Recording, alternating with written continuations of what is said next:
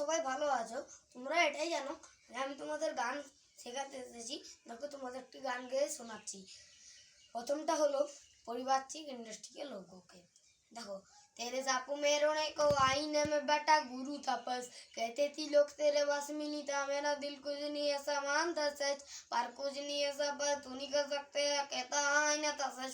बड़ी बातचीत इंडस्ट्री के लोगों के, बड़ी पिक्चर बटी अगर मैंने नोटों के, बड़ी बातचीत तेरे समर्पी परिवार मेरे अमर पी, पूरी बातचीत कुछ न मेरे बारे में, तेरा बाप का बेटी के सारे में, बड़ी बातचीत तेरे समर्पी परिवार मेरे अमर पी, बड़ी बातचीत कुछ न मेरे बारे में, तेरा बाप का बेटी के सारे में, तेरे साप में रोने को आईने में बैठा गुरु तापस, कहते थी लोग तेरे बस में नहीं था, मेरा दिल सबर तू नहीं कर सकता, कहता आईना तो सच।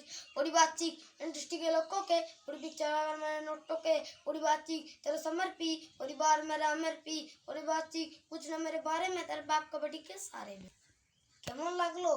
আপনারা একটা কমেন্ট করবেন, না হলে লাইক করবেন, যে কোনো একটা করবেন, না হলে সাবস্ক্রাইব, আপনাদের যেটা মনে